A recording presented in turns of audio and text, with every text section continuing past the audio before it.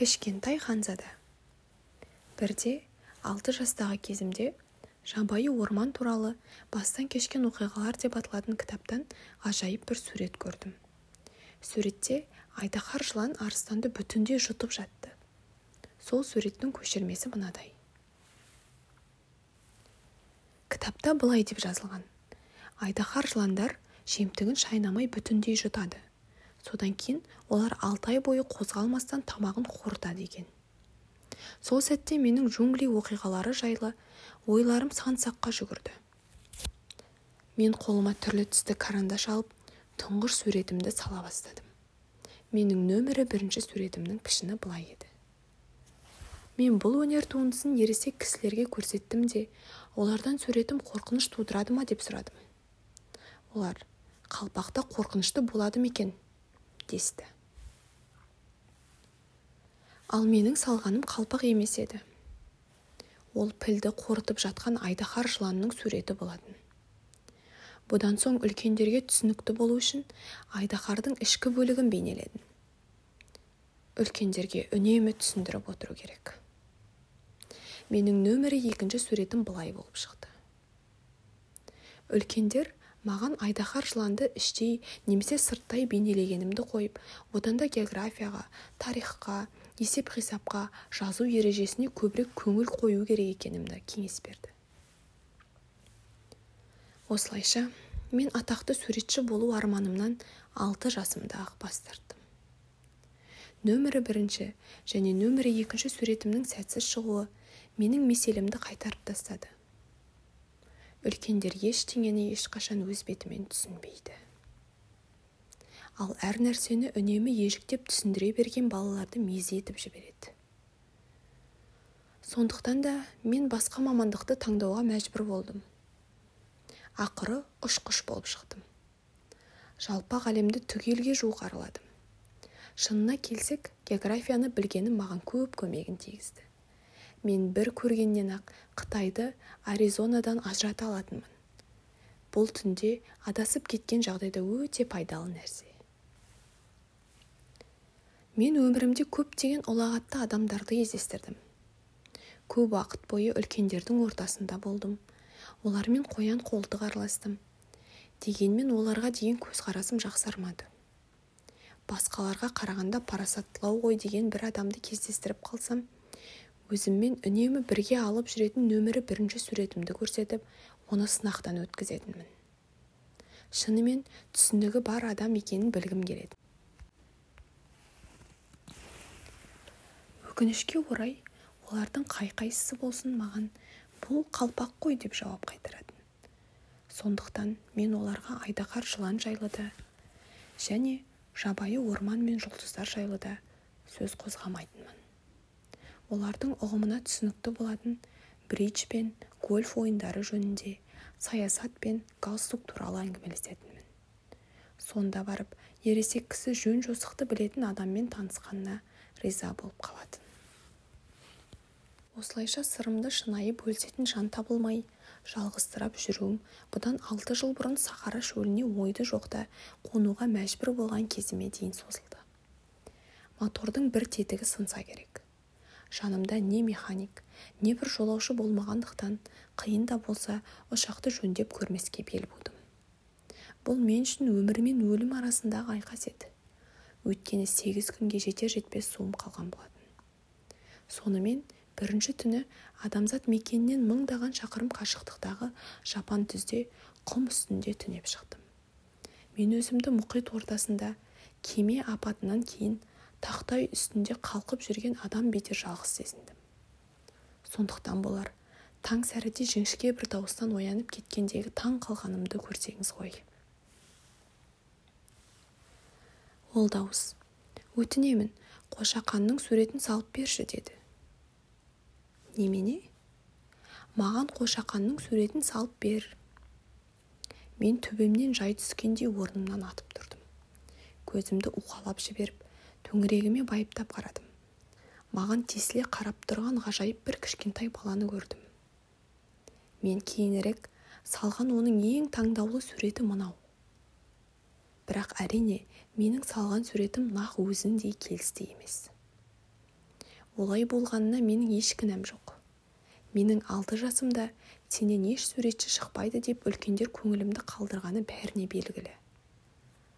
Айдаһар жыланды іштей және сырттай бейнелеуден басқаны үйрене алмағанмын. Өстіп, мен аяқ астынан пайда болған құбылысқа көзім бақырайып, таңғала қарап тұрдым.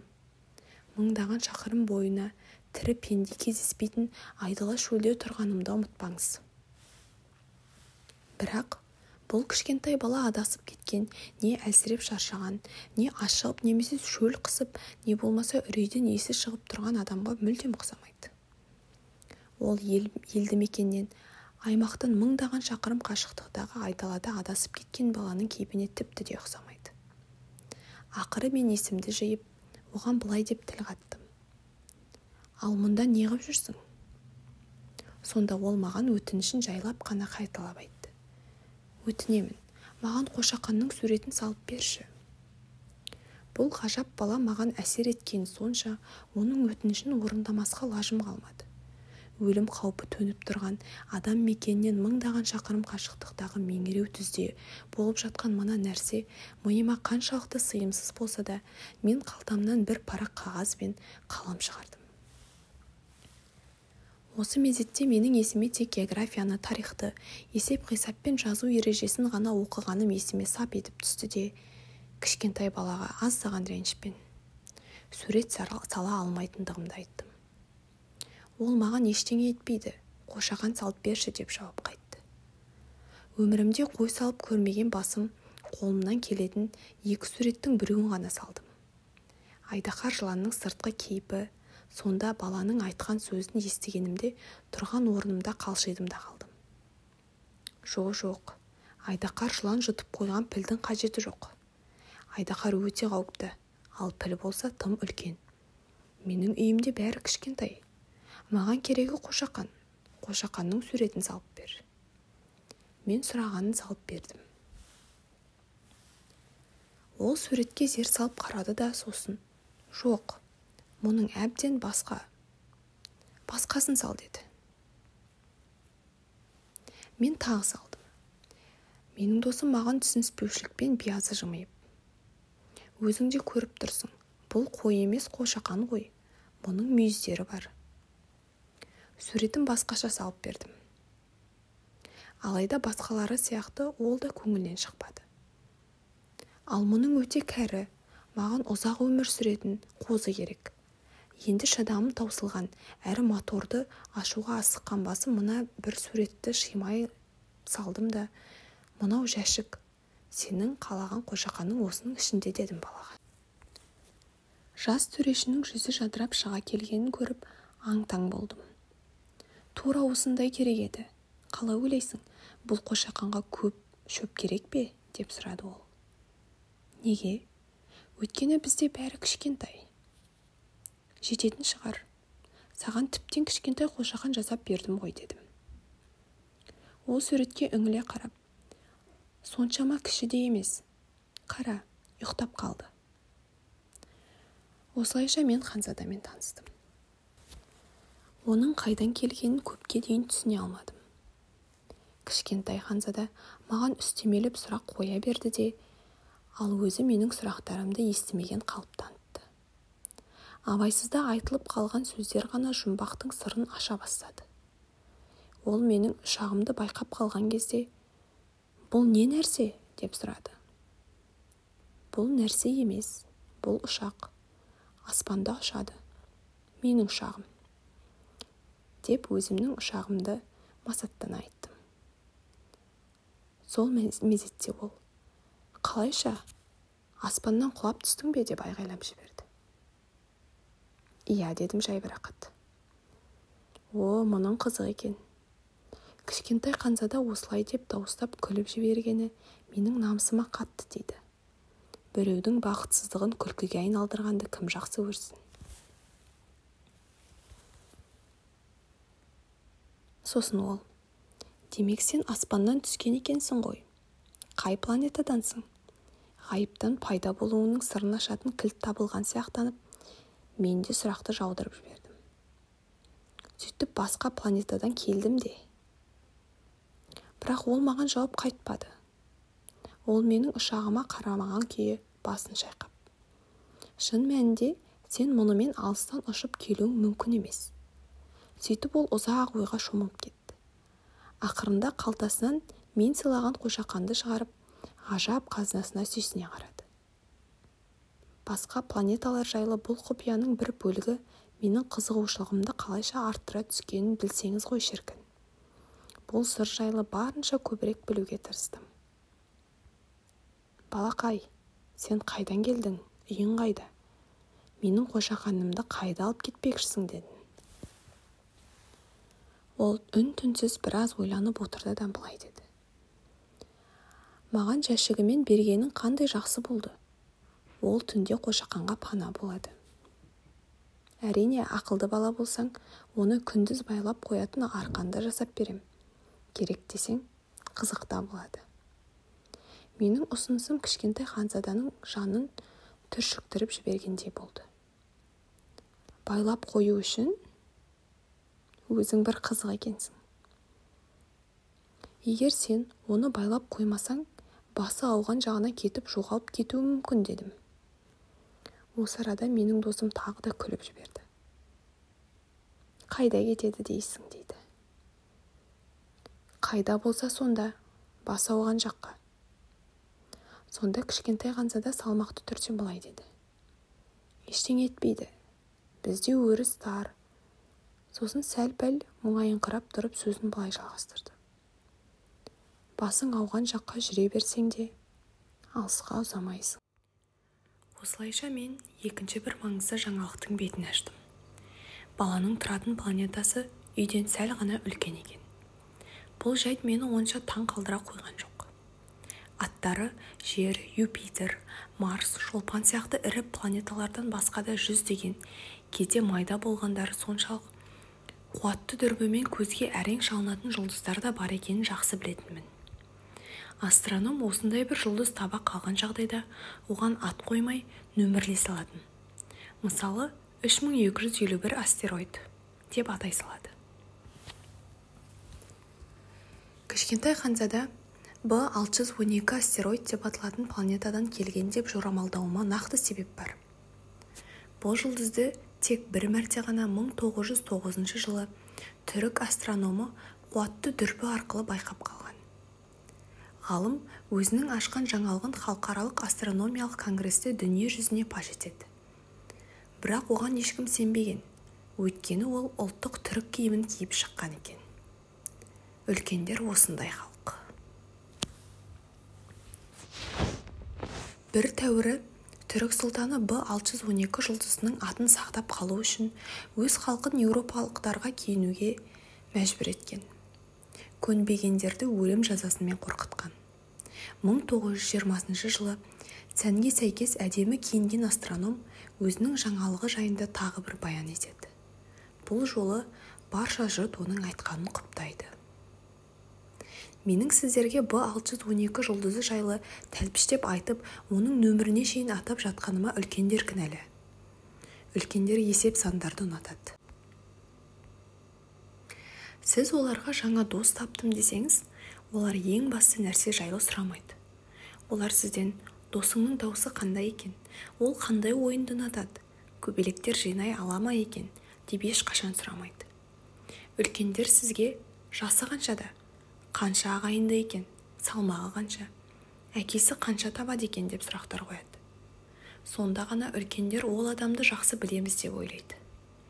Егерде сіз үлкен кісілерге: мен қызыл кірпіштен салынған үлкен әдемі үйді көрдім, терезелері гүл өсіп, шатырдың үстінде көгершіндер ұшып жүр десеңіз, олар сол үйді көз алдарына елестете алмайды.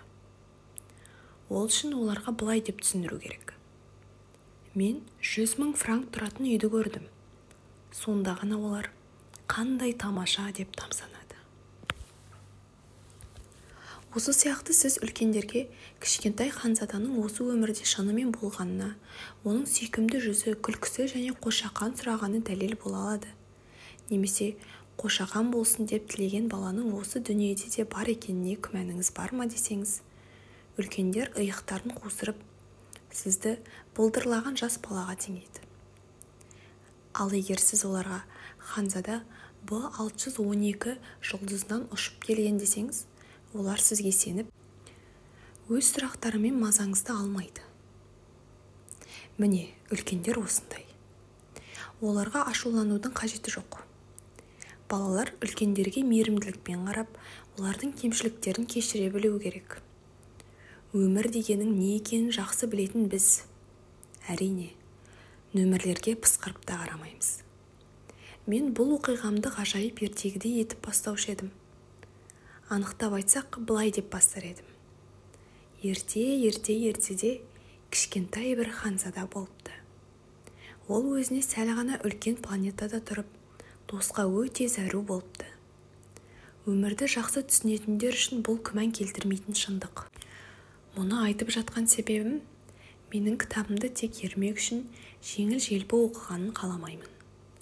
Бұл оқиғаны баяндап беру оңайға түспес. Менің досым Қошақанымен бірге мені тастап кеткеніне мінекей 6 жыл толды. Сондықтан досымды ұмытпау үшін ол туралы сыр шертпекпін. Досты ұмытқан деген көңілсіз нәрсе. Досы бар адамдар аз. Мен де тек сандарға ғана қызығатын ересектерге ұқсап кетуім мүмкін еді ғой. Солай болып кетпеу үшін мен бір қорап түрлі түсті карандаштар мен бояулар сатып алдым. Мүмкін менің жасымда суретпен айналысу қиындау болар. Оның үстіне мен 6 жасымда айдаһар жыланның ішкі және сыртқы кейпін бейнелегенімнен басқамен айналыспадым ғой. Әрине, барынша ұқсатып бағуға тырыстым. Бірақ та ойлағанымдай болатынына көзім жетпеді. Бір суретте пішіні шықса, екіншісінде тіптен ұқсамайды. Бойында дұрыстап ұқсата алмадым. Мұнаусында кішкентай Ханзаданың бойы биік болып шықса, екіншісінде тым аласа. Киімінің түсінде ұмытыңқырап қалды.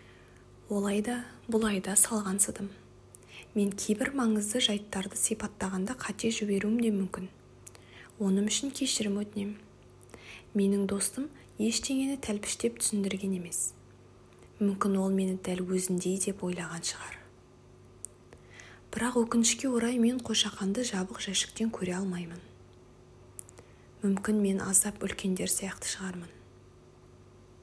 Сірә мен қартайған болармын. Әр күн сайын мен оның планетасы және сапарға аттанған кезі жайындағы хабарларды шет жағасын біліп отырумен болдым. Абайсызда айтылып қалған ой-пікірлер сол жұмбақтың шешуін табуға жол көрсеткендей болды. Осылайша мен Баобаб қасіреті туралы 3-ші күні білдім. Бұл жолы да әңгіме сол Қошақанның арқасында басталып кетті. Өйткені Ханзада кенеттен күмәндана қалып менен былай деп сұрады. Айтшы, қойдың бұталарды жейтіні рас па? Иә, ол рас. Онысына ризамын. Қойдың бұталарды жейтіні неге сонша маңызды екенін әлі түсіне қоймадым. Кішкентай Ханзада оған қоса былай деді. Демек қой Баобабтарды да жейтін болғаны ғой. Мен Баобабтың бұта емес, шіркеудің биіктігінен бірдей үлкен ағаш екенін, пілдердің бір үйірін жинап апарса да, Баобабтың біреуін де жеп бітіре алмайтындығын түсіндіріп бақтым. Пілдердің үйірі туралы естігенде кішкентай Ханзада күліп жіберді. Онда пілдерді бірінің үстіне бірін шығарып қою керек болар еді. Сосын данышпансыған түрмен. Баобаб ағашы биік болып өскенге дейін аласа бұта бола ма? Дәл солай. Бірақ та неге сен қойдың жас Баобаб бұталарын жегенін қалайсың? Екінің біріне белгілі жайт сияқты. О не дегенің деп таңданды ол. Мәселенің не нәрседе екенін түсінгенше біраз бас қатыруыма тура келді. Шындығына келгенде кішкентай Ханзаданың планетасында басқа жерлердегі сияқты пайдалы шөптер мен арам шөптер өседі екен. Ендеше жақсы ұрықтан құнарлы шөптің немесе зиянды ұрықтан арам шөптің өсетіні белгілі. Алайда өсімдік ұрықтары көзге көрінбейді ғой. Олар жер қойнауында біреуі қылтиып бой көтергенше жата береді. Әуелі біреуі қылтиып шығып, күнге қарай талпынған, кейінгі зияны жоқ әдемі өсімдіктің сабағына айналады. Егерде шалғам немесе бір шоқ раушан гүлінің сабағы болса, өсіре беруге болады. Ал егер адам арамшөп екеніне көзі жетсе, ол өсімдікті тамырымен қоса сол мезетте жұлып тастауы керек. Ал кішкентай ханзаданың планетасында аса зор зиянды ұрықтар болған. Ол баобабтың ұрықтары. Планета қойнауы осындай ұрықтарға толып кеткен. Егер уақытысында құртпасаң, баобабтан ешқандай да құтыла алмайсың. Ол бүкіл планетаны жаулап алады. Оның қойнауын тамырымен жарып шығады. Егерде планета тым кішкентай, ал баобаб ағашы тым көп болса, олар планетаны жарып бөлшектеп жібереді. Бұл әрине тәртіп мәселесі, деді маған кішкентай ханзада. Таңертең ұйқыдан тұрып, жуынып, шайынып болған соң, планетаңды ретке келтіруге көшу керек. Баобаб пен раушангүл бұтасы балауса шақтарында өте ұқсас. Сондықтан баобабты ажырата салысымен күнделікті отап отыруға тиіссің. Бұл іш пысыратын, бірақ еш қиыншылығы жоқ жұмыс. Сосын бір күні кішкентай ханзада осыны балалардың миына жақсылап құйып қою үшін маған әдемі бір сурет салып көруге кеңес берді. Егер олар саяхатқа шықса, керектеріне жарар. Кейде істері ісінді кейінге қалдырғаннан зиян нәрсе жоқ. Ал егер баобабқа ерік берсең, пәлеге душар боласың. Тұрғыны жалқау бір планетаны білуші едім. Ол дер кезінде үш бұтаға көңіл бөлмей, ақырында кішкентай ханзаданың нұсқауы бойынша осы планетаның суретін салдым. Елге ақыл айтқанды жаным жек көреді. Бірақ баобабтың қаншама қауіп төндіретінін екінің бірі біліп, бірі білмейтіндіктен, және астероид үшін бұл қатер өте қомақты болғандықтан, осы жолы әдеттегі ұстамдылығымнан бас тартуға бел будым. Балалар, баобабқа сақ болыңдар, дедім мен. Талайдан бері қасында төніп тұрған қауіпті байқамаған, өзім сияқты бейхабар болған достарымды сақтандырып қою үшін бұл суретті салуға бар күшімді жұмсадым. Бермекші болған сабағым оған тұрарлықтай еді. Мүмкін сіз бұл кітапты баобаб бейнеленген суреттей тамаша салынған суреттер неге жоқ деп те ойларсыз. Жауабы өте оңай. Мен тырысып-ақ бақтым, бірақ қолымнан мардымды нәрсе шықпады. Ал баобабты салғанда бұл суреттің кешіктіруге болмайтын маңызды хабар жеткізетіндігі маған үлкен шабыт берді. Иә, кішкентай ханзада, сенің мұңды өміріңді біртіндеп түсіне бастаған сияқтымын. Ұзақ уақыт бойына сенің көңіліңді аулап жүрген нәрсе тек күннің батқанын қызықтау ғана екен. Мен бұл жайында 4-ші күні таңертең сен былай деген кезде ғана білдім. Мен алаулап атқан күнді жақсы көремін. Жүр, күннің батқанын көрейік. Қоя тұр, күте тұруға тура келеді, дедім. Нені күту керек? Күннің батуын күту керек. Сен әуелі аң-таң болып қалдың да, сосын өз-өзіңмен өзің күліп жіберіп маған былай дедің. Мен өзімді үнемі өз үйімде жүргендей сезінемін. Шынында да осылай. Америка құрама штаттарында шаңқай түс болғанда Францияда күн бататыны барша жұртқа белгілі. 1 минутта Францияға жете алатын болсаң, күннің батқанын қызықтау мүмкін болар еді. Өкінішке орай Франция өте алыс, ал сенің кішкентай планетаңда алаулап қызара батқан күнді қызықтау үшін орындықты бірнеше қадамға жылжытудың өзі де жеткілікті еді. Сөйтіп сенің көңілің ауса болды, ымырт түсіп, келе жатқан көкжиекке көз тігетінсің. Бір күні мен күннің батқанын 43 рет тамашаладым, дедің. Біраздан соң сөзіңді былай деп жалғадың. Сен білесің бе? Әбден мұңға батқан кезінде адамдар күннің ұясына барып қонғанын қарағанды жақсы көреді.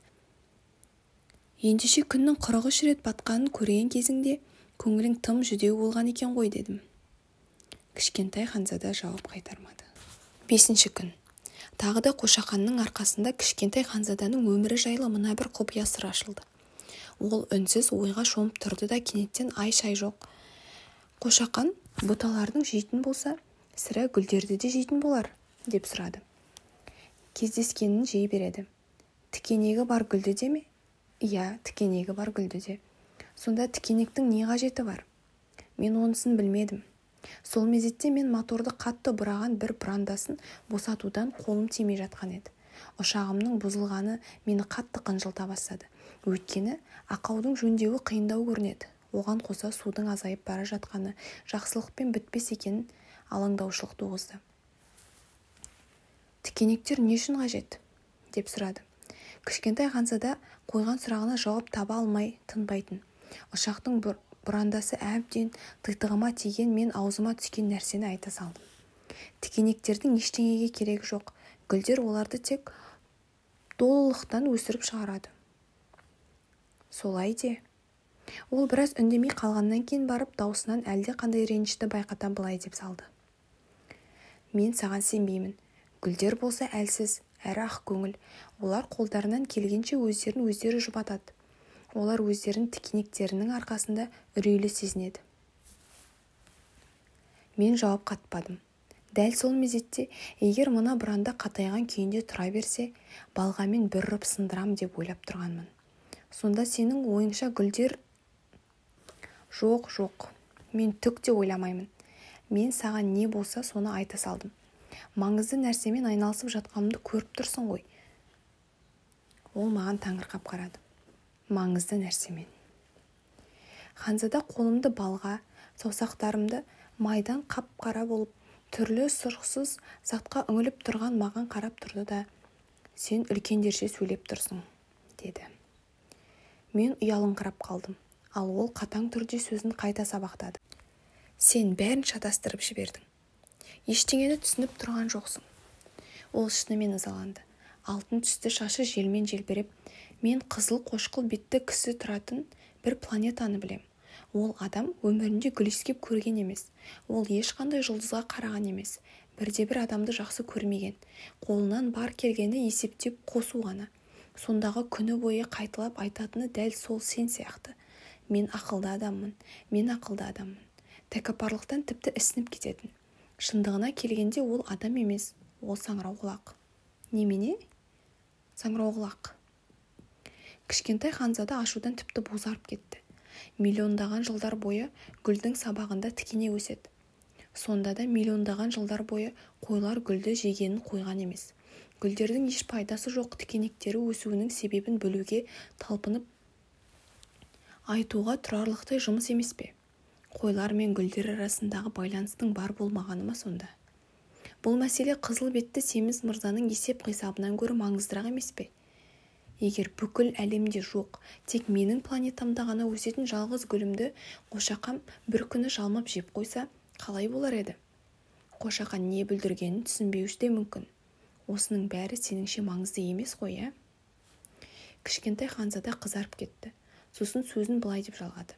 Миллиондаған жұлдыздардың біреуінде ғана өсетін жеке дара гүлді жақсы көретін адамға өзін бақытты сезіну үшін аспандағы сол жұлдызға қарағаны жеткілікті болады. Ол өзін-өзі менің гүлім бір жағында тұрау дейді. Ал егер қошақан сол гүлді жалмап жеп қойса, ол үшін жұлдыздардың бәрі бірден сөніп қалғандай болар еді. Сеніңше бұл да маңызды емес қой?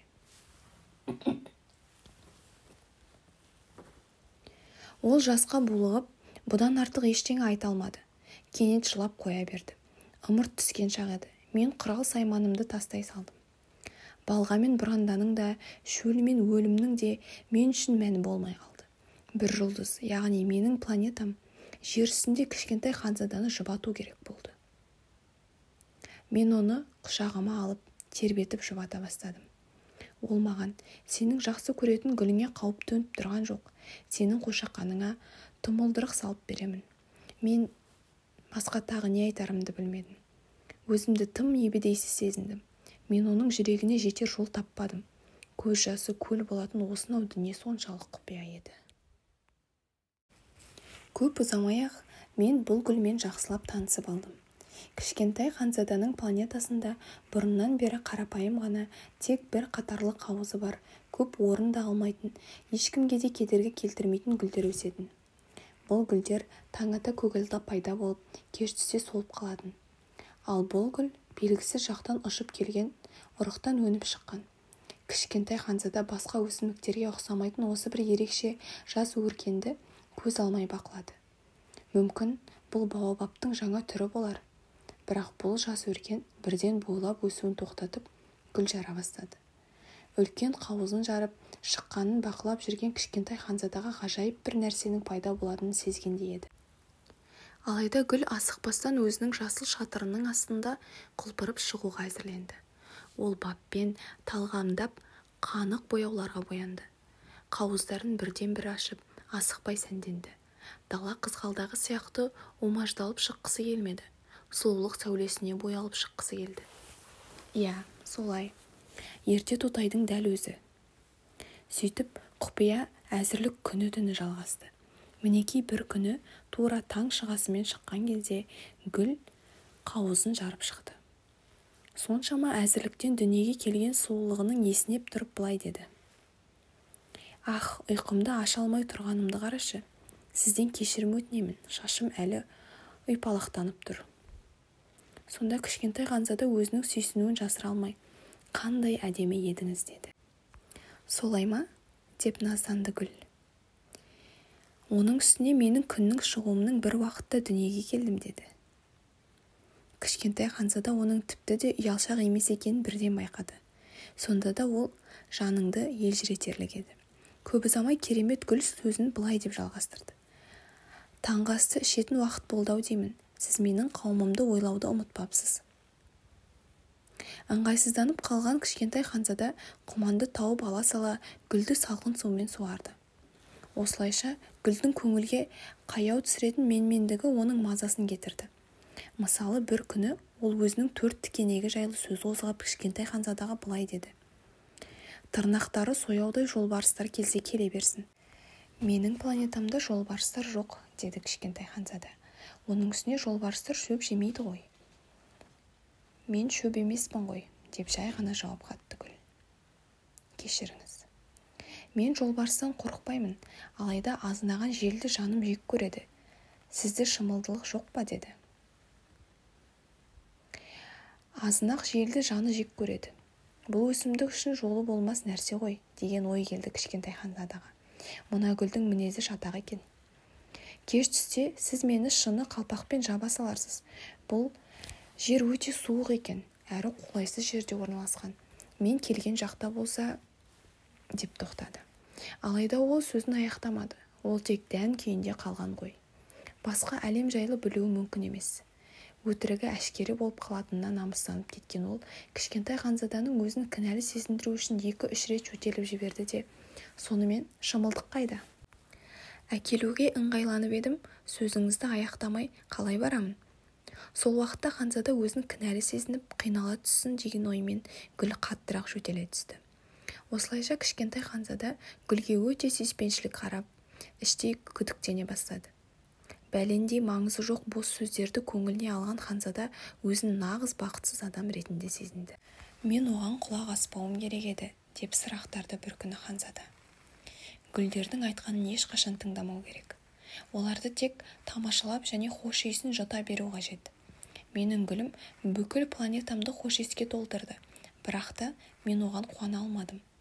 Жыртқыш аңның тырнақтары жайлы әңгіме көңілімді босатудың орнына одан сайын ашуымды келтірді. Ол тағы да ағынан жарыла. Мен ол кезде нені түсініппін? Гүлді сөзіне емес, ісіне қарап бағалауым керек еді. Ол мені хош иісіне бөлендіріп, өмірімді нұрландырды. Мен ешқашан одан қашпауым керек еді. Аздаған қулықтарының тасасында жатқан нәзіктігін байқай білуге тиісті едім. Гүлдер сондай қарама-қайшы жандар. Бірақ мен оны сүйе білуге тым жас едім. Менің ойымша, кішкентай ханзада жабайы құстардың қоныс аударуын пайдаланып саяхатқа аттанып кеткен. Сапарға шығар күні ол ертемен планетасын жөнге келтірді. Жанып тұрған жанартаулардың түтін шығар жолдарын мұқият тазартты. Оның сөнбеген 2 жанартауы болатын. Бұл таңғы асты ысытқанға өте қолайлы нәрсе. Бұлардан басқа оның тағы бір сөніп қалар жанартауы бар еді. Бірақ ол айтқандай, сақтықта қорлық жоқ, сондықтан сөніп қалған жанартауды да тазартып қойды. Егер олар жақсылап тазартылса, атылмай біркелкі әрі жай жанады емес пе? Жанартаудың атылғаны пештегі жалындаған оттай болады. Әрине, біздің жерімізде жанартауларды тазартуға күшім жетпейді. Біз тым кішкентаймыз. Олардың көптеген бақытсыздыққа душар ететіні де сол себептен. Кішкентай ханзада аздаған мұңды кейіппен баобабтың соңғы шыққан сабақтарын да отап тастады. Қайтып оралмасқа бел болған сияқты.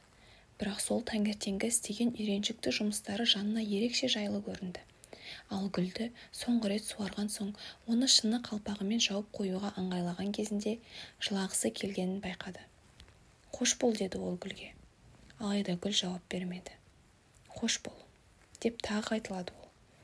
Гүл жөтеліп қойды, бірақ бұл жөтел тұмаудың кесірінен емес еді. «Мен ақымақ болған екенмін», деді ақырында гүл. «Мен сенен кешірім өтінемін, бақытты бол». Ханзада гүлдің даусында кінәлілеу болғандығына қайран қалды. Ол қолына шыны қалпақ ұстаған күйінде не қыларын білмей қалшиып тұрып қалды. Бұл жылылықты қалай түсінерін білмеді. «Иә, мен сені жақсы көремін», деді оған гүл. «Сенің оны білмеуің менің кінәм. Айтып-айтпай не керек, сенің өзің де мен сияқты ақымақ болдың, бақытты бол. Тастай сал қолыңдағы мына қалпақты. Маған оның қажеті жоқ. Ал жел ызғары ше? Мен соншама тұмауратқаным жоқ. Түнгі салқын ауа маған пайдалы. Мен гүлмін ғой. Жан-жануарларды қайтесің», дедім. «Көбелектермен танысқым келсе, 2-3 құртқа шыдауым керек емес пе? Көбелектер әдемі болса керек. Әйтпесе кім маған қонаққа келеді? Сен алыста болсаң, ал ірі аңдардан қорықпаймын. Менің де тырнақтарым бар ғой», деді де өзінің 4 тікенегін көрсетіп қойды. Сосын сөзін сабақтап: «Осылайша мелшиіп тұра бересің бе? Титыққа тиеді екенсің. Кетуге бел болған екенсің, кет», деді. Бұлай айтқан себебі гүл өзінің жылап тұрғанын оған көрсеткісі келмеді. Бұл асқан бір тәкаппар гүл еді. Кішкентай ханзада нөмірлері 325-тен 330 астероидтары орналасқан аймақта тұратын. Сондықтан ол бір нәрсемен шұғылданайын, оқып-тоқиын деген мақсатпен әуелі осыларды араламақшы болды. Біріншісінде патша тұратын. Патша қарапайым ғана еді. Сонысымен бірге мәртебелі тағында қызғылт құндыз шапанына оранып отыратын. Міне бір пенде», деп айғайлап жіберді патша, кішкентай ханзаданы көрісімен. «Мені ешқашан көрмесе де қалайша танып қойды», деп ойлады кішкентай ханзада. Ол патшалар үшін барша адам қара халық екенін білмейтін. Қай-қайсысы болмасын, ол үшін қол астындағы адам. «Бері жақын кел, тұлға денеңді түгел көрейін», деді патша. Кішкентай ханзада отыратын жер іздеп жан-жағына көз тастап еді, бірақ бүкіл планетаны патшаның керемет шапаны жауып қалыпты. Сондықтан оған түрегеп тұруына тура келді. Ал шаршағандықтан тіпті есінеп жіберді. «Патшаның алдында есінеген әдептілікке қайшы келеді», деді оған патша. «Мен саған есінеуге тыйым саламын». «Байқамай қалдым», деп жауап берді сасып қалған кішкентай ханзада. «Ұзақ жол жүріп ұйықтамап едім». «Олай болса», деді патша, «мен саған есінеуге бұйрық беремін. Көп жылдардан бері біреудің есінегенін көрмеп едім. Есінеген мен үшін таңсық нәрсе. Қанеки тағы да есіне, бұл бұйрық. Қысылып тұрғаным, қайта есіней алмаймын», деді кішкентай ханзада қызарып. Ол аздап күмілжіп қалды, өкпелеген сиқы бар. Патша үшін ең маңызды нәрсе оның айтқанын екі етпей бас ию ғой. Бағынбаушылықты ол көтермейді. Бұл билігі шексіз патшаның өзі болатын. Бірақ ол тым мейірімді болғандықтан ақылға сиярлықтай жарлықтар беретін. Егер мен генералға теңіз құсына айнал деп әмір етсем, ол оны орындаудан бас тартса, бұған генерал айыпты емес, бұл менің кінәм болады деп жиі қайталайтын патша. «Отыруыма рұқсат па екен?» деп имене сұрады кішкентай ханзада. «Мен саған отыруға әмір етемін», деп жауап берді патша. Бірақ кішкентай ханзада аң-таң болды. Планета құттаяқ, бұл патша сонда кімді басқарады? «Тақсыр, сізден кешірім өтінемін, сұрақ қойыма бола ма екен?» деді. «Мен саған сұрақ қой деп бұйырамын», деді патша. «Алдияр, сіз кімге патшалық етесіз?» «Барлығына», деп қарапайым ғана жауап қатты. «Барлығына?» Патша қолымен өзінің планетасын басқа планеталар мен жұлдыздарды нұсқады. «Осының бәріне ме?» деді кішкентай ханзада. «Осының бәріне», деп жауап берді патша. Бұлай дейтін себебі бұл патша жай билеуші ғана болып қоймай, оған қоса шексіз ғарыштардың дара билеушісі еді. «Ал жұлдыздар сізге бағына ма?» «Әрине. Жұлдыздар айтқанды екі етпейді. Мен тәртіпсіздікке төзбеймін». Осынша құдіретті билік кішкентай ханзаданы қайран қалдырды. Оның қолында осындай билік болса, орындығын еш қозғалтпастан-ақ күніне 44 рет, 72, тіпті 100, тіпті 200 рет күннің батқан мезетін қызықтайтын еді. Тастап кеткен кішкентай планетасы есіне түсіп, аздап қамығып қалған патшаға мынадай өтініш жасауға тәуекел етті. Мен күннің батқанын көргім келеді. Рахым етіңізші, күнге ұясына қонуына әмір етіңізші. Егер мен қолбасшыға бір гүлден екінші гүлге көбелекше ұш, немесе қайғылы шығарма жаз, болмаса теңіз шағаласына айнал деп бұйрық берсем, ал қолбасшы бұйрығымды орындамаса, кім айыпты болар еді? Мен бе, әлде ол ма? Сіз болар едіңіз, деді кішкентай ханзада табанды түрде. Дұрыс. Әркімнен қолынан келетін талап ету керек, деп сөзін сабақтады патша. Билікті ең алдымен ақылға жеңдіру керек. Егер сен халқыңа теңізге өздеріңді тастаңдар десең, олар көтеріліске шығады. Мен бағынушылықты талап ете алмаймын, өйткені менің әмірім ақылға сиярлық емес. Сонда күнді ұясына қондыру жайлы не болып кетті, деп ескертті кішкентай ханзада. Ол қойған сұрағына жауап алмай тынышталмайтын. Күннің батуын сен көресің, мен оны талап етемін, алайда менің ел басқару ғылымыма сәйкес қолайлы жағдайдың тууын күте тұру керек. Ол қашан туар екен? Деді кішкентай ханзада оны білуге асығып. Патша қалың күнтізбесін ақтара бастады. Бұл кешкі сағат 7-ден 40 минут кеткенде болады. Сен сонда менің айтқанымның қалай бұлжымай орындалғанын көзің жетеді.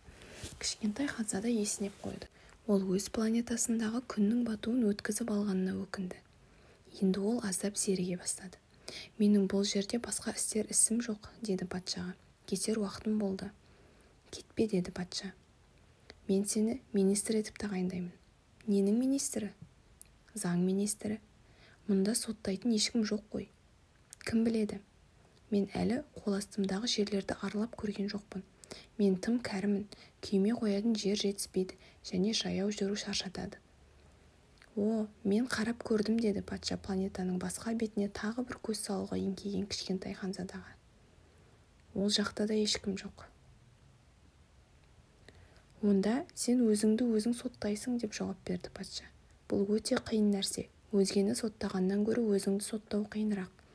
Егер сен өзіңді дұрыстап соттай білсең, онда сенің нағыз данышпан болғаның. Мен өзіме өзім қайда болсам да баға бере аламын. Ол үшін мұнда тұрып қажеті жоқ, деді кішкентай ханзада. Патша ойланып, менің планетамның бір бұрышында кәрі атжалман бар сияқты. Түнде тықырын естимін. Сен сол атжалманды соттауыңа болатын еді. Оны кей кездері өлім жазасына кесіп отырар едің. Осылайша оның өмірі сенің қолыңда болатын еді. Алайда сен оны үнемдеу үшін әр уақытта кешіріп отыратын едің. Ол біреу-ақ қой.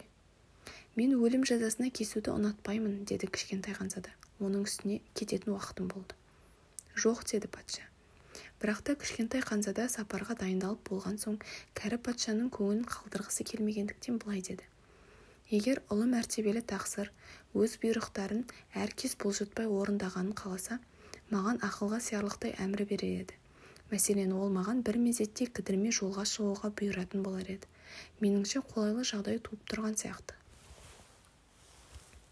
Патша үн қатпағандықтан кішкентай ханзада біраз кідіріп қалды да, сосын бір күрсініп қойып жолға аттанып кетті. Мен сені елші қылып тағайындаймын, деп патша артынан асығыс айғайлап жіберді. Оның түрі қарсылық атаулыға төзбестей еді. Үлкендер осы қызық халық, деп ойлады кішкентай ханзада. Екінші планетада атаққұмар адам тұратын. Міне қызықтаушы адам келді, деп кішкентай ханзаданы алыстан көре салысымен айқай салды. Атаққұмар адам өзге жұрттың бәрі өздеріне сүйсіне қарайды деп ойлайтын. Қайырлы күн, деді кішкентай ханзада. Қалпағыңыз қызық екен. Бұл сәлем беру үшін, деп жауап қатты атаққұмар. Жұрт мені құттықтап, қол шапалақтағанда мен иіліп ізет көрсетуім керек. Өкінішке орай бұл жерде ешкім өтпейді. Солай ма, деді ештеңені түсінбесе де кішкентай ханзада. Бір қолыңды екінші қолыңа соқ, деп ақыл берді атаққұмар. Кішкентай ханзада қолдарын бір-біріне соғып шапалақтады. Атаққұмар қалпағын көтеріңкіреп, қарапайым ғана бас иіп сәлем берді. Бұл патшаға қарағанда көңілдірек екен деп ойлады кішкентай ханзада. Сөйтіп ол қайтадан қол шапалақтай бастады. Атақұмар болса қалпағын көтеріңкіреп тағы да иді. Осындай қимылдармен өткен 5 минуттан кейін кішкентай ханзада оның бір қалыптылығынан жалығып кетті де, ал қалпақ жерге құлауы үшін не істеу керек деп сұрады. Бірақ Атақұмар оның айтқанын естімеді. Атақұмар мақтау сөзден басқаға құлақ аспайтын. Сен маған шынымен-ақ қатты сүйсіне қарайсың ба деп сұрады ол кішкентай ханзададан. Сүйсіне қарау деген нені білдіреді? Сүйсіне қарау деген менің планетамдағы ең әдемі, бәрінен сәнді киінген және ең ақылды адам екенімді мойындағанды білдіреді. Сен планетаңда жалғыз емессің бе? Көңілімді қалдырмашы, сонда да маған сүйсіне салшы. Мен сүйсініп тұрмын, деді кішкентай ханзада иығын қусырып. Бірақ бұл сені не үшін қызықтырады? Сөйтті де кішкентай ханзада кетіп қалды. Сапарын жалғастыра түсіп, үлкендер шынымен де түсініксіз жандар деп ойлады ол тағы да. Келесі планетада маскүнем тұратын. Кішкентай ханзада бұл жерде көп тұрақтамаса да зор уайымға салынды. Сен не істеп отырсың деп сұрады ол маскүнемнен. Ол келгенде маскүнем бір үймек боп бос бөтелкелер мен тағы бір топ толы бөтекелердің алдында үнсіз отыр екен. Ішіп отырмын деп жауап берді маскүнем маңызды түрмен. Не үшін ішесің деп сұрады кішкентай ханзада. Ұмыту үшін. Нені ұмыту үшін, деді оны аяп кеткен кішкентай ханзада. Ұялатынымды ұмыту үшін деп басын салбыратып шынын айтты маскүнем. Неден ұяласың деп сұрады. Оған қол ұшын бергісі келіп кеткен кішкентай ханзада. Ішкеннен ұяламын деп маскүнем сөзін аяқтады да үнсіздікке бір жолата батып кетті. Не айтарын білмей абдырап қалған кішкентай ханзада әрі қарай жол тартты. Жол бойы ол үлкен кісілер шынында да өте таң қаларлық жандар деп ойлады ішінен. 4-ші планета іскер адамдікі болатын. Бұл адам мұрнынан шаншылып қолы тимей жатқаны соншалық кішкентай ханзада келгенде басын да көтермеді. Сәлеметсіз бе, деді бұл. Сіздің шылымыңыз сөніп қалыпты. 3-ке 2-ні қосса болады 5, 5-ке 7-ні қосса 12, 12-ге 3 15. Қайырлы күн. 15 7-ні 20, 22 6 28. Оны жағатын уақыт жоқ. 26-ға 5 30. Сонымен болды. 500 миллион 622 мың 731. Ненің 500 мың миллионы? Сен әлі осында ма едің? 500 миллион. Не екенін ұмытып қалдым. Менің қыруар жұмысым бар. Мен байсалды адаммын. Бос мылжыңмен айналысуға уақытым жоқ. 2-ге 5-ті қоссақ 7. 500 миллионыңыз не? Деп қойған сұрағын өмірінде жауап алмайынша тынбайтын кішкентай ханзада қайталап қойды. Іскер адам басын көтеріп, осы планетада 54 жыл өмір сүргелі бері мені 3 рет қана мазалаған. Бірінші рет бұдан 22 жыл бұрын. Қайдан түскені бір құдайға ғана белгілі көктем қоңызы еді. Ол ызыңдап құлақтың құртын жегендіктен мен есеп қисабымда 4 қате жібердім. Екінші рет бұдан 11 жыл бұрын сүйегім қақсап ауырғанның кесірі дейді. Маған жаттығу жетіспейді. Сейіл құруға уақытым жоқ. Мен жеңілтек мінезді адам емеспін. Үшінші рет мінекей. Сонымен 500 миллион деп жатқанмын. Ненің миллионы? Іскер адам оны тыныштық бермесін ұқты да, кей кезде аспанда көрінетін миллиондаған майда заттар, деді. Шыбындар ма? Жоқ. Майда жылтырақ нәрселер. Бал арасы ма? Жоқ, ол емес. Жалқауларды қиялыға батыратын кішкентай алтын түстес нәрселер. Мен болсам жалқау емеспін. Менікі қиялдаудың уақыты жоқ. Жұлдыздар ма? Тура солай, жұлдыздар. 500 миллион жұлдызды не қыласың? 500 миллион 622 мың 731. Мен байсалды жанмын, дәлдікті ұнатамын. Осы жұлдыздармен не істемекшісің? Ештеңе. Мен оларды емденемін. Сен жұлдыздарды емденесің бе? Иә. Мен бір патшаға жолығып едім, ол патшалар емденбейді. Олар патшалық құрады. Бұл істің мәні басқа. Ал саған жұлдыздарды емденудің не керегі бар? Бай болу үшін керек. Бай болғаны не үшін керек? Басқа біреу тауып алған жұлдыздарды сатып алу үшін. Мына өзі менің маскүнемім сияқты байыптайды екен, деп ойлады кішкентай ханзада. Сосын ол тағы да сұрақтар қойды. Жұлдызды қалайша емденуге болады? Олар кімдікі? Деп күңк етті іскер. Білмеймін, ешкімдікі емес. Демек менікі болғаны.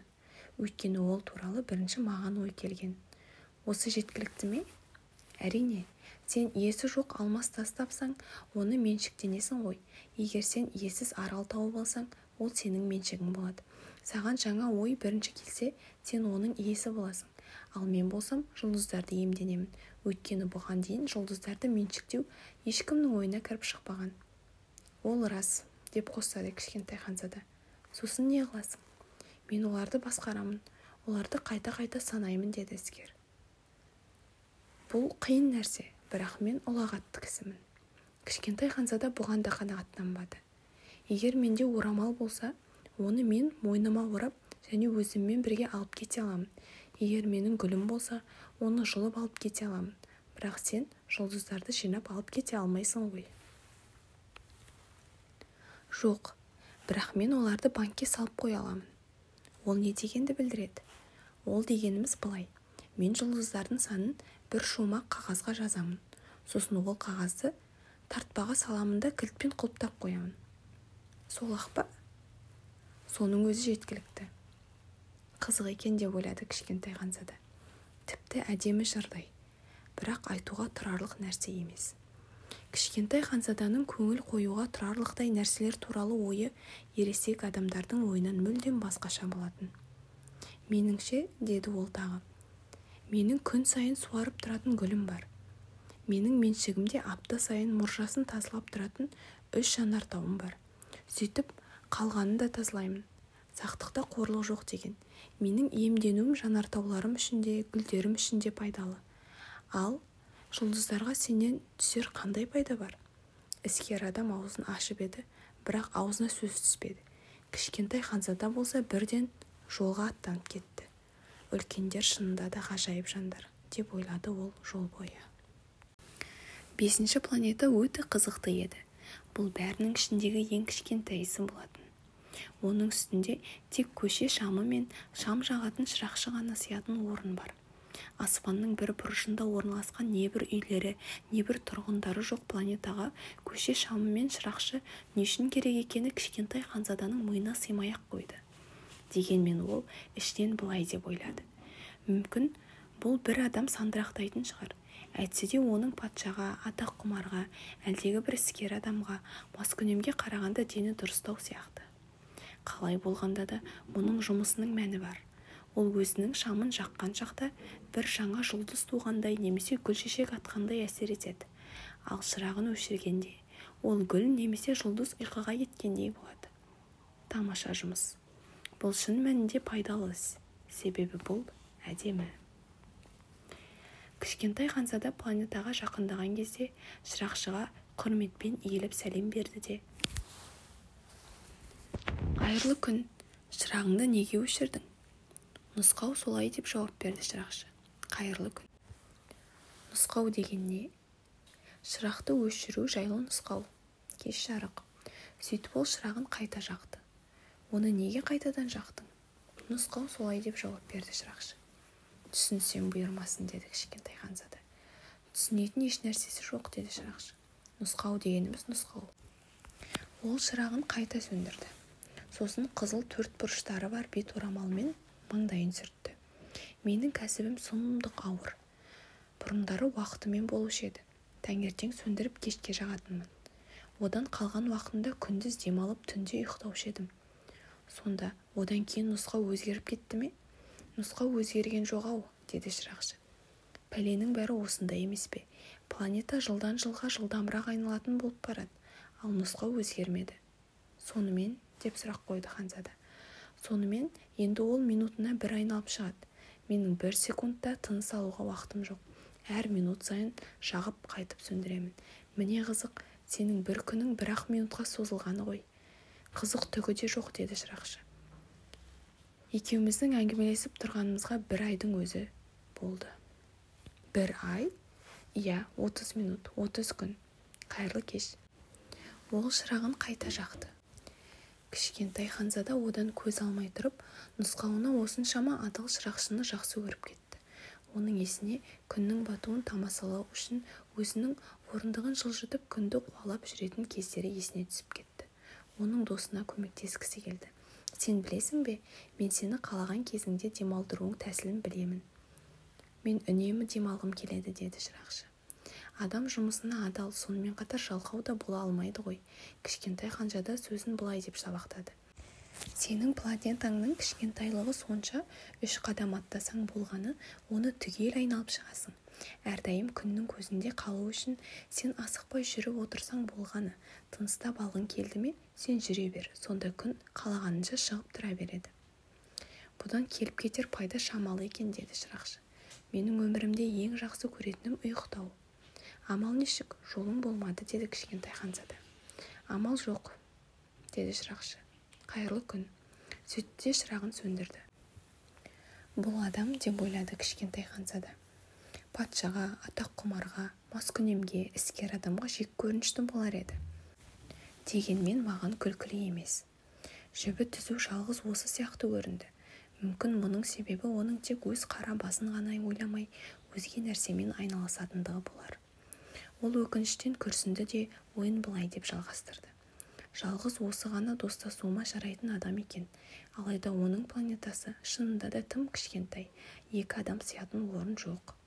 Шынында кішкентай Ханзаданың мойындауға батпаған нәрсесі күн 24 сағат ішінде 1440 рет бататын осы бір құдай жарылқаған планетаны қимайтындығы. 6-шы планета одан 10 есе үлкен планета еді. Мұнда қалың кітаптар жазатын қарт кісі тұратын. Кішкентай Ханзаданы көре салысымен ол, «Мінеки, зерттеушінің дәл өзі келді», деп айғайлап жіберді. Кішкентай Ханзада ентігін басу үшін орындыққа отыра кетті. «Қаншама жолдарды басынан өткерді десеңші. Қай жақтан келе жатырсың?» деп сұрады қарт кісі. «Мынау не қылған қалың кітап», деді кішкентай Ханзада. «Сіз мұнда немен айналысасыз?» «Мен географпын», деді қарт кісі. «Географ деген кім?» «Ол теңіздердің, өзендердің, қалалардың, таулар мен шөлдердің қайда орналасқанын білетін ғалым». «Неткен қызық», деді кішкентай Ханзада. «Мінеки, бұл нағыз кәсіп». Сосын географтың планетасын көзбен солып шықты.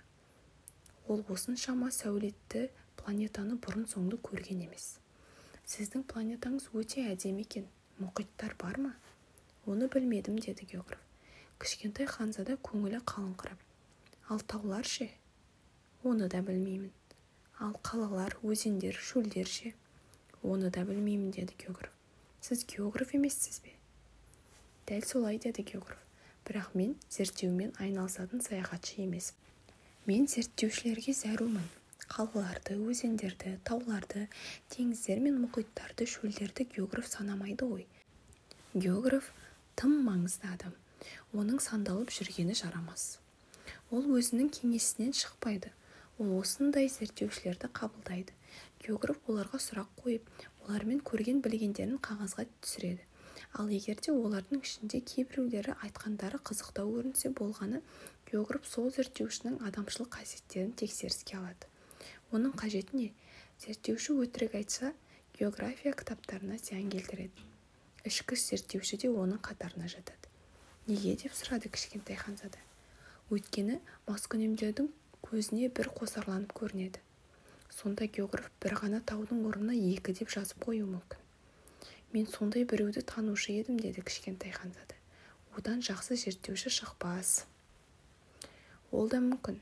Сонымен зерттеушінің адамгершілігі мықты болып шықса, онда оның ашқан жаңалығын тексеріске алады». «Барып көре ме?» «Жоқ, ол қиындау болады. Оның орнына зерттеушіге дәлелдер келтіруін талап етеді. Мысалы, асқар тауды тапқан болса, үлкен-үлкен тастар әкелуі шарт». Географ кенеттен көңілі жібіп. «Сен ше, алыстан келдің ғой. Зерттейтін саяхаттарыңның нағыз өзінсің. Қане, өзіңнің планетаңды сипаттап берші». Сөйтіп географ өзінің кітабын ашып жіберді де қарындашын ұштады. Зерттеушілердің әңгімесінен әуелі қарындашын жазды. Сосын оны сиямен өшіріп, жазу үшін зерттеушінің дәлелдер келтіруін күтті. «Сонымен», деді географ, «менің планетамды қызықтайтын нәрсе көп емес. Ол кішкентай планета. 3 жанартауым бар, екеуі жанып тұрады, біреуі сөніп қалған. Бірақ кім біледі не болатынын? Кім біледі не болатынын? Деп қайталады сұрақты географ. Менде тағы гүл бар. Бұл гүлдерді есепке алмаймыз, деді географ. Неге? Дүниедегі ең әдемі гүл. Себебі гүлдер өткінші. Өткінші деген нені білдіреді? География кітаптары, деді географ. Әлемдегі кітаптардың ішіндегі ең асылы. Олар ешқашан ескірмейді. Таудың орын ауыстырғаны сирек кездеседі. Мұхиттың тартылып қалуы күнде кездесетін нәрсе емес. Біздер мәңгі өзгермейтін нәрселер жайында жазамыз.